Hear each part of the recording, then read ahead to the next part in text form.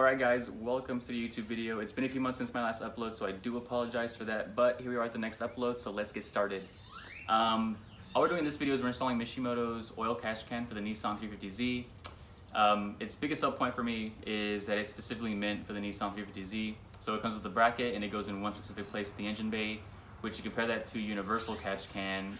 The most tedious part in my opinion is figuring out the best place to mount that catch can.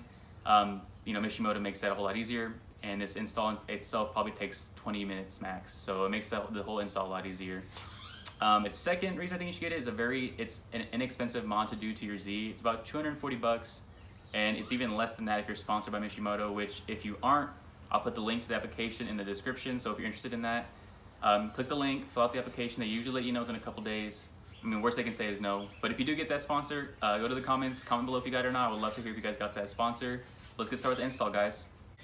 Alright guys, to start off, I'm gonna let you guys know what you need for the install. You need a ratchet, you need a 7mm socket for the hose clamps, or you can use a screwdriver if you want. You need a 10mm for the bracket bolts. You need a 2.5mm Allen wrench for the 3 screws that bolt the catch can to the bracket.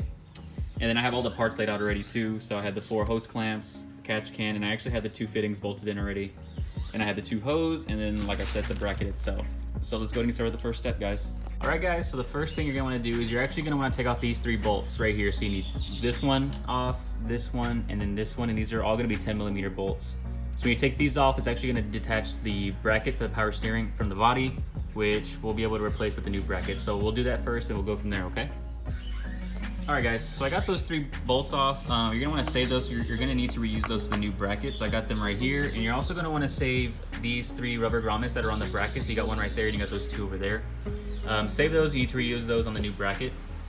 And so now we need to separate the reservoir from the bracket.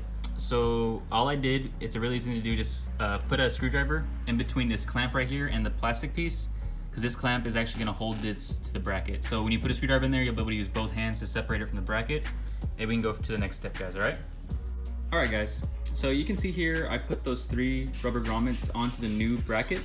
So once you do that, you can actually just go ahead and bolt this back to the body of the car using those 3 bolts you took out when we were taking off the old bracket, okay?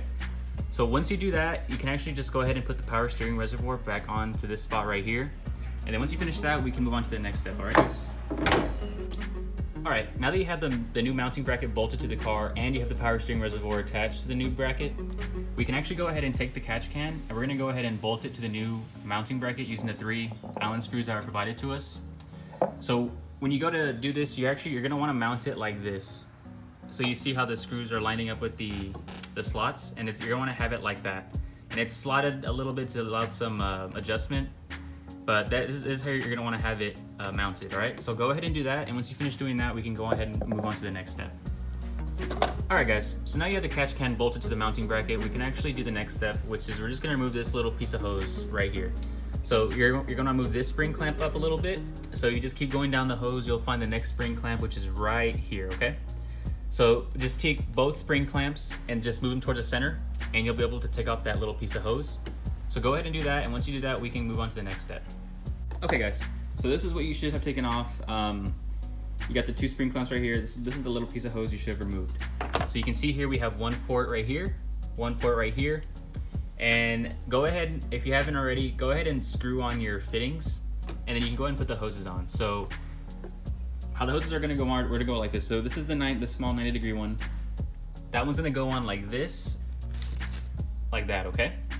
So I'm gonna go ahead and do this one right now, and then we'll go on to the next hose, okay? All right guys, so I got that 90-degree hose piece put down, and I have it tightened down with the 2 clamps. But real quick about the clamps, okay? So there's 4 clamps total, but there's 2 different sizes, all right?